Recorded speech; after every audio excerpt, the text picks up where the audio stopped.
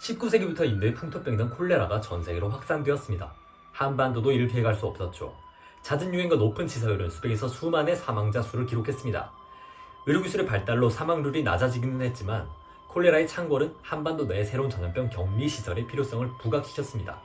이에 탄생한 것이 한반도 최초의 근대적 전염병원, 수나원이었습니다. 수나원은 20세기 초 통감부 산하의 단체의 주도로 탄생한, 즉 일본인들에 의해 세워진 병원이었습니다. 그리고 일제강점기가 시작되면서 수나원은 한국인들에게 큰 반감을 사게 되었죠. 당시 한국인들이 수나원을 꺼린 배경에는 여러 가지 이유가 있습니다. 먼저 수나원의 음식이 한국식이 아니었고, 약도 그 한약 대신 양약을 이제 처방을 해준 거죠. 나아가서 따뜻한 걸 좋아하는 이제 한국인들한테 수나원에서 활용했던 이 얼음찜질과 같은 치료 방법도 이제 거부감을 불러일으켰습니다. 또 환자가 증가하면서 병원을 이제 증축해야 됐는데 그 속도가 이 전염병의 이제 확산 속도를 따라가지 못해서 항상 이제 병상이 이제 부족했던 문제점이 있고요. 당시 그 수나원이 그 경성부, 그러니까 서울 중심지 사대문 안에 위치해 있었는데 주민들 같은 경우에 지나다니면서 그 병원에서 나온 이제 시체들을 이렇게 쉽게 볼 수 있게 된 거죠. 이런 이유들 때문에 수나원은 한국인들에게 이제 어떤 그 최악의 장소로 이제 인식이 되었습니다. 이뿐만이 아니었습니다. 일본은 조선병합 이후 경찰에게 전염병 방역 관련 업무를 모두 맡겼는데요. 이 때문에 방역의 과정이 상당히 억압적으로 진행이 되었습니다. 콜레라 검역은 주로 항구와 기차역에서 이루어졌는데 경찰들은 의심한 자가 발견되면 대변을 채취하기 위해 그 자리에서 그 사람의 바지를 벗겨버렸죠. 거기에 집집마다 돌아다니면서 조금이라도 의심되는 사람이 있으면 무차별적으로 수갑을 채우고 연행에 간다거나 혹은 병에 걸리지 않는 노숙자도 일단 수나원으로 데려가는 일들이 비일비재하게 일어났습니다. 때문에 한국인들은 오히려 환자를 숨기고는 했습니다. 1919년 3.1 만세운동이 일어나면서 한국인들의 반일 감정은 더욱 거세어졌습니다. 지식인들 사이에서는 일본에 대한 의존에서 탈피해 민족의 실력을 키워야 한다는 사상이 퍼졌죠. 전염병 방역에 있어서도 마찬가지였습니다. 1920년 경성부민 사립피병원 설립 기성회가 결성되면서 경성에 새로운 전염병원을 만들려는 움직임이 시작되었죠.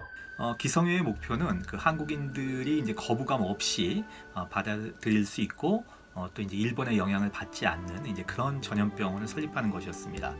그 목적을 위해서 그 사립피병원은 첫째 이제 한국인의 손에 의해서 세워져야 했고, 두 번째는 이제 한약과 양약을 병용해야 했습니다. 당시 한국인들한테 이제 한약이 더 친숙하기도 했고, 양약의 경우 이제 콜레라와 같은 전염병을 막는데 큰 효과가 없다라고 하는 그런 생각도 있었던 거죠. 그리고 세 번째로는 그 사대문 밖에, 즉 경성의 중심지에서 먼 곳에 위치해서 그 일반 주민들의 염려를 줄여야 했습니다. 하지만 피병원 설립운동은 실질적인 성과를 내지 못한 채 종료되고 말았습니다. 이유는 크게 두 가지가 있었는데요. 먼저 기성회가 물색한 설립 부지 인근 주민들의 반대가 있었지요. 전염병원이 자신들의 거주지 근방에 생긴다면 여러 가지 불편을 야기할 테니까요. 또 하나의 이유는 모금액의 액수가 병원을 세우기에 턱없이 부족한 데 있었습니다.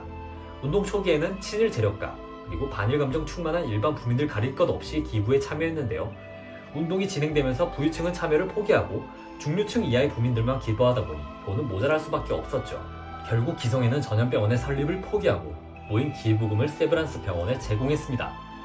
병원을 새로 지을 수 없다면 세브란스 병원에 추가적인 병실이라도 짓고자 한 것이죠. 이렇게 전달된 금액은 경성 부민 전염병실의 신축으로 결실을 맺게 됩니다.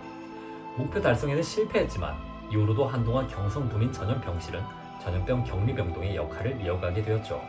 사립피병원 설립운동은 그 3.1운동에서 분출된 그 전민족적인 반일 정서의 연장선상에 있었다라고 하는 점에서 아마 역사적인 의미를 찾을 수 있을 것 같습니다.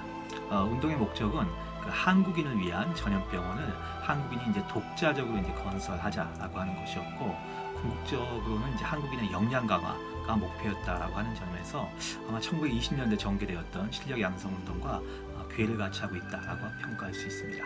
비록 실패로 끝나기는 했지만 전염병원 설립운동은 당시 한국인들의 반일 그리고 독립정신이 표출된 큰 사건 중 하나였습니다. 그리고 전염병원을 둘러싼 일제강점기의 역사는 한 가지 아이러니를 낳았는데요. 수나원이 있던 곳에 현재는 새로운 건물이 세워졌습니다. 바로 종로보건소이지요. 그리고 지금 이 순간에도 종로보건소는 코로나라는 새로운 전염병과 맞서 싸우며 검사와 방역에 힘쓰고 있습니다.